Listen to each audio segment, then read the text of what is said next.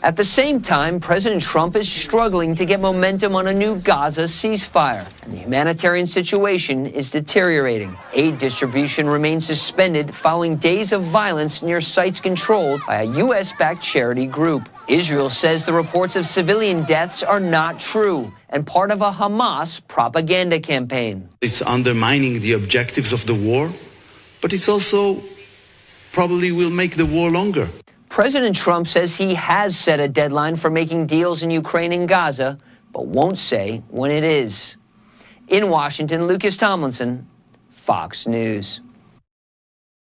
Lucas, thanks so much. In the meantime, major update, major development in Gaza today. I want to put up the photos of these two hostages. Well, the IDF telling us today that their bodies were recovered here just today. They were taken in the October 7th rampage. Also, Israeli strikes overnight and into Thursday, meanwhile, killed at least 13 people, including 3 local journalists who were in the courtyard of a hospital. Prime Minister Netanyahu said the remains there, you see them, of Judith Weinstein and Gadi Haggai were recovered and returned to Israel in a special operation by the Army and the Shin Bet Internal Security Agency. Secretary of State Marco Rubio commenting on it on social media today, saying, united in prayer for the family of Judy Weinstein and Gad Haggai, who were murdered by Hamas terrorists on October 7th and whose remains were recovered by Israeli forces earlier today. Hamas must release all remaining hostages, including Americans Omer Nutra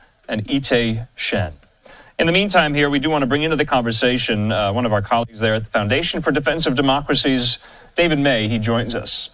David, good to see you here. This has been somewhat of a feature of this war where there's stalled progress on a ceasefire hostage deal, and the IDF takes it into their own hands to bring back the bodies of their own. Isn't that right?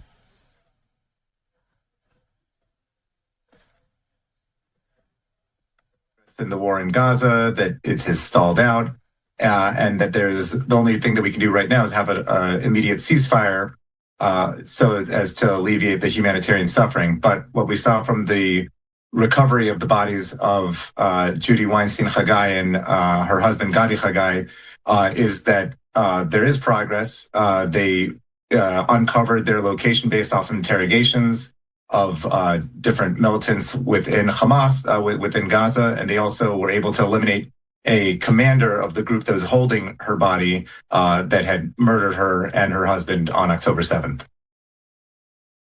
Yeah, and I just want to highlight, they were from one of these kibbutzim near the Gaza border in southern Israel, both of whom had Israeli and U.S. citizenship. And Weinstein was also a Canadian citizen. The military said they were killed in the attack October 7th. They were taken into Gaza by the Mujahideen Brigades, the small armed group that it said had also abducted and killed Shiri Bibas and her 2 small children. The Army said it recovered the remains of Weinstein and Haggai overnight into Thursday from the southern Gazan city of Khan Yunis. David, does this change the dynamic at all as these negotiations for a ceasefire and hostage deal continue, that Hamas will have less hostages to return now as leverage?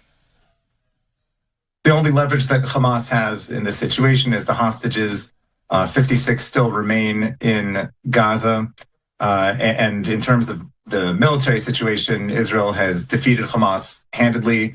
The only thing that Hamas has succeeded in is not giving in and not surrendering. If they were to surrender, that would help alleviate the suffering of the people in Gaza. It would help end the war. But so far, they have 56 hostages still in Gaza. But through operations like this, Israel is able to chip away at their leverage. But ultimately, until the remaining 56 are returned, this war can't end. It can't end until the cause of it, the taking of the hostages and Hamas's rampage into Israel, is stopped and prevented from happening again.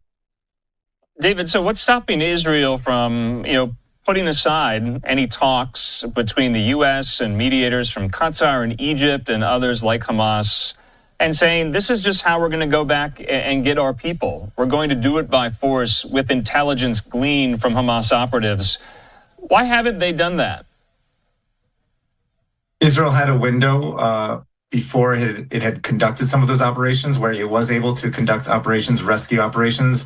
At least 21 hostages are still believed to be alive in Gaza. So if Israel goes about and tries to conduct these hostage operations, Hamas fighters are under strict orders to kill their hostages. Israel doesn't want that. In fact, Israel has pretty good intelligence on where the hostages are located, but it's a very difficult situation to release them alive. And that's ultimately that's the number one priority, is to keep the hostages alive and return them. So there's a limit to how much Israel's able to do this through fighting, but what it is able to do, it's able to take, to put pressure on Hamas in order to come to the negotiating table and to realize that they have, if they want to survive this war in any capacity, they have to end it pretty quickly. So these hostages have been in captivity for more than 600 days. What does that do to the Israeli body politic? How can they kind of psychologically keep weathering this, the fact that more dead hostages keep coming back? It's something unprecedented for Israel in terms of the scope, 250 hostages. And now we're talking about 600 days. It does have a certain effect on the national psyche. I think a lot of people have come to terms with the fact that most of them are not coming back alive. Many have come back alive, and that's great. But Israel ultimately has to take care of the 10 million citizens that it has in the state of Israel. And even so, still doing its best to return the hostages. All right, David May there with the FDD. David, thanks for your time. We'll talk soon. Thank you very much.